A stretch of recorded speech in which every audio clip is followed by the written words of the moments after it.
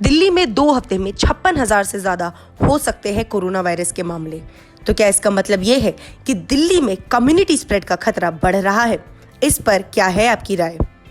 Mister Satyendra Jain जो दिल्ली के स्वास्थ्य मंत्री हैं, उन्होंने एक बयान दिया है कि दिल्ली में अगले 2 सप्ताह में 56,000 मरीज हो जाएंगे और इससे लोग थोड़ा परेशान हो गए हैं।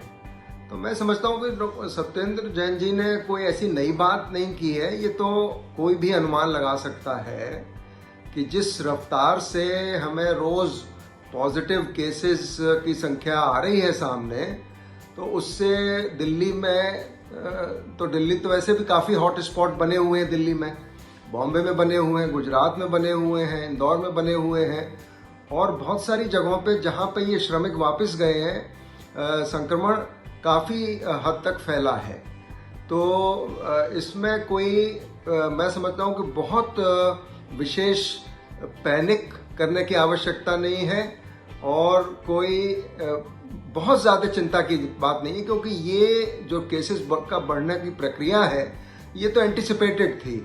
जो भारत का एपिडेमिक शुरू हुआ वो मार्च से करीब शुरू हुआ, पहले हफ्ते से, और स्लो ग्रोथ थी संक्रमण की। फिर जिस तरह से लोग वापस गए हैं, चाहे ट्रेन से, बस से, ट्रक से, पैदल, तो ये बिल्कुल माना जा रहा था कि इससे संक्रमण बढ़ेगा और वही बात सामने आई है कि संक्रमण उन लोगों की वजह से काफ़ी, जिन राज्यों में छत्तीसगढ़ था जैसे, कोरोना से वहाँ पे बहुत ज़्यादा मरीज नहीं थे, कोई डेथ नहीं हुई थी और ऐसा लग रहा था कि कोरोना फ्री हो जाएगा, लेकिन श्रमिकों के पहुँचने से वहाँ पे भी नए केसेस सामने आने लगे।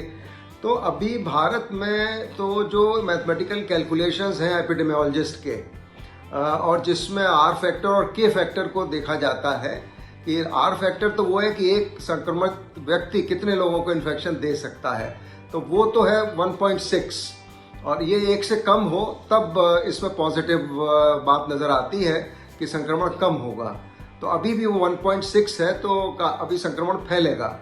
लेकिन अच्छी बात यह है कि ज़्यादातर लोग एसिम्टोमेटिक हैं, प्री सिम्टोमेटिक हैं और माइल्ड उनको बीमारी हो रही है और अपने आप ठीक भी हो जा रही है। लॉकडाउन को अनिश्चित काल के लिए रखा भी नहीं जा सकता। हम सब ने देखा कि लॉकडाउन की क्या समस्याएं हैं, और कभी ऐसा ना हो जितनी मौतें कोरोना से नहीं हो रही, उससे ज़्यादा लोग प्रभावित हो जाएं लॉकडाउन की वजह से। तो लॉकडाउन को तो खोलना ही पड़ेगा। तो अब इसमें चुनौती ये है कि हमें संक्रमित लोगों से, न जो संक्रमित नहीं है उनको अलग करना है, और जो संक्रमित हैं वो केवल 13% हो सकते हैं, 87% जो है संक्रमित नहीं है।